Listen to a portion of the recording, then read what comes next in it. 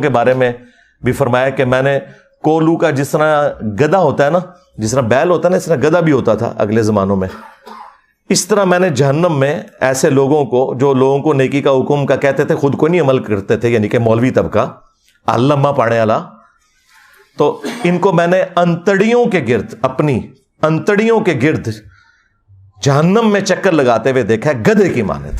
تو نبی الاسلام نے انہیں گدھے کی مثال بیان کیا ہے، قرآن نے بھی کیا ہے، نبی الاسلام نے بھی کیا ہے۔ قرآن نے تو علماء سو کو کتا کہا ہے۔ سورۃ الاعراف کی آیت نمبر 175 اور 176 میں بلعام بن باعورہ جو ایک یہودی عالم تھا، تفصیل اس کی المستدرک للحاکم میں موجود ہے، اللہ نے علم دیا تھا لیکن پستی میں گر گیا، دنیا کا کتا بن گیا۔ اچھا، وہ چندوں کے چکر میں پڑ گیا، اللہ نے کہا کہ ہم نے اسے علم دیا تھا لیکن وہ دنیا کا طلبگار ہو گیا۔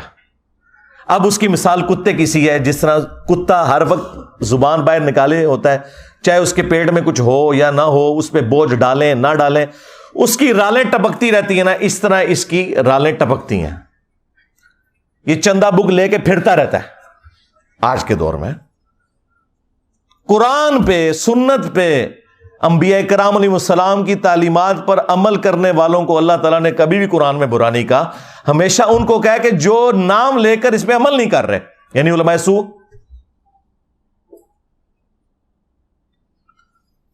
پھر ابو داؤد کے اندر وہ حدیث موجود ہے کہ نبی علیہ السلام نے فرمایا میری امت میں ایسے فرقے پیدا ہوں گے، ان میں ایسی بدعات سرایت کر جائیں گی جس طرح ہلکا کتا، یہ ریبیز جو ہوتے ہیں، یہ کسی کو کاٹ جائے اور اس کے ایک ایک رگ و ریشے میں اس کا زہر پہنچ جائے نا، اس طرح میری امت میں ایسے فرقے ہوں گے کہ جن کے اندر بدعات کا زہر پہنچ جائے گا جس طرح کتا کاٹ جاتا ہے۔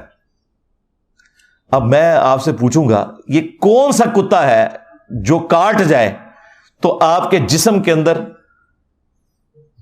مذہب کے پوائنٹ آف ویو سے نیگیٹو چیزیں انجیکٹ ہو جاتی ہیں؟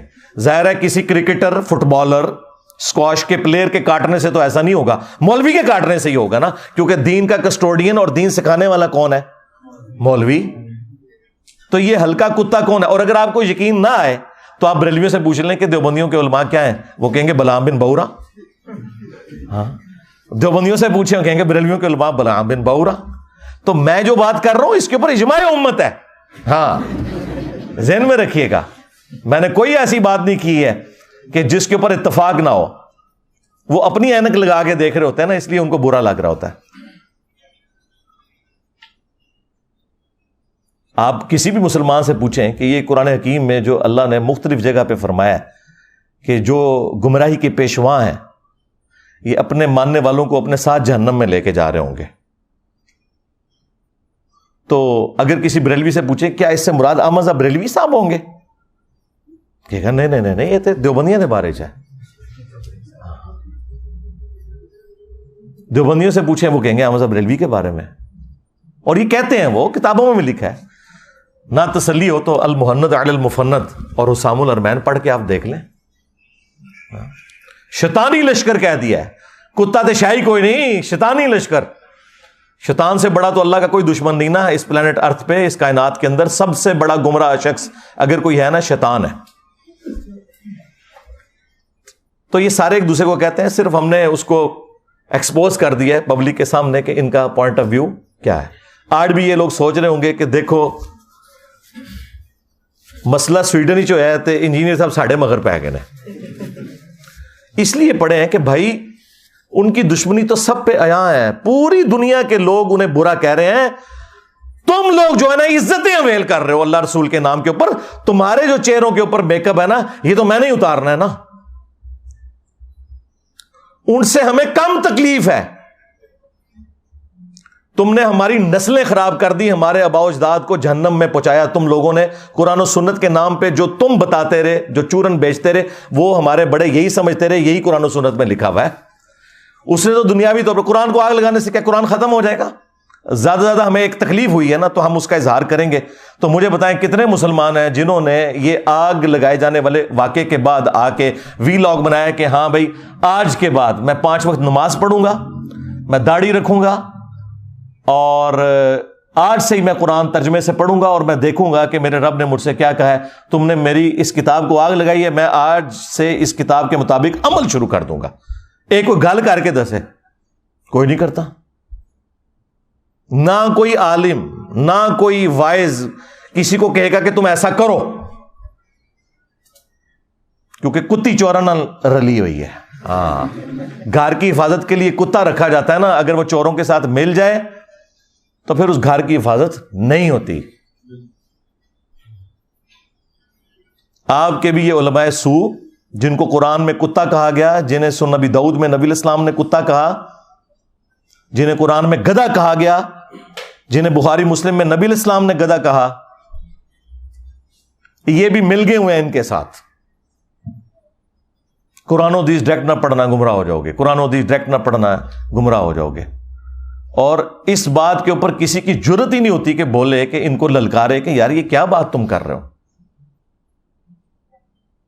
یہ اسلام کے ساتھ دشمنی کر رہے ہو. کیا یہ قرآن و حدیث میں کہیں لکھا ہوا ہے کہ قرآن و حدیث ڈائریکٹ نہ پڑھنا گمراہ ہو جاؤ گے؟ وہ ایک آیت تھی, انہوں نے جو میں نے اس کا بھی کھول دیا کہ وہ اللہ تعالیٰ کا کلپ کاٹا ہوا ہے انہوں نے. اللہ نے کہا جو قرآن کو نہیں مان رہے وہ گمراہ ہو جائیں گے, اور جو اہل ایمان ہے وہ تو کہتے ہیں یہ حق ہے. یہ ساتھ ہی لکھا ہوا ہے اسی آیت کے اندر, یہ کلپ کاٹا ہوا ہے انہوں نے. پرانی عادتاں نے نا جی, پوتڑیاں دے وگڑے نے. انجینئر صاحب دے کلپ نہیں کاٹ رہے, انہوں نے اللہ دے بھی کلپ کٹے ہوئے نے. یضل بہ کثیرا. اور ظالم انسان, کیا تجھے قرآن میں یہ آیت نظر نہیں آئی تھی؟ شہر رمضان الذی انزل فیہ القرآن, رمضان کا مہینہ وہ ہے جس میں قرآن نازل ہوا. ھدی للناس, پوری انسانیت کے لیے ہدایت ہے. وبینات من الہدی, اور اس میں ہدایت کے روشن دلائل ہیں. والفرقان, اور یہ کتاب حق اور باطل میں تمیز کرنے والی کتاب ہے. ھدی للناس, پوری انسانیت کے لیے, مسلمان ہو یا کافر ہو. اور صحیح بخاری میں ہے محمد فرق بین الناس, محمد فرق ہے لوگوں میں حق اور باطل کے اندر. تو دیکھ لیں, نہ انہوں نے قرآن کو پکڑا ہے, نہ محمد صلی اللہ علیہ وآلہ وسلم کی تعلیمات کو پکڑا ہے. اور اگر کوئی پوچھیں تو کہتے جی پیچھے اللہ رسول ہی ہے. ہاں, اللہ رسول پیچھے رکھنے واسطے نہیں ہے, اگے رکھنے واسطے ہے. پیچھے اللہ ہی رسول ہے. عزتیں اویل کی ہیں تم نے اللہ اور اس کے رسول کے نام کے اوپر, عز وجل و صلی اللہ علیہ وآلہ وسلم. چندے کھائے ہیں تم لوگوں نے, جدادیں بنائی ہیں.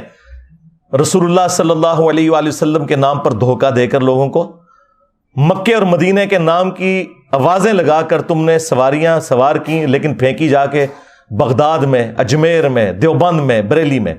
غداری کی ہے تم لوگوں نے. اور دیکھو پھر اللہ تعالیٰ نے تمہارے اوپر بلائے کتنی بڑی چھوڑ دی ہے.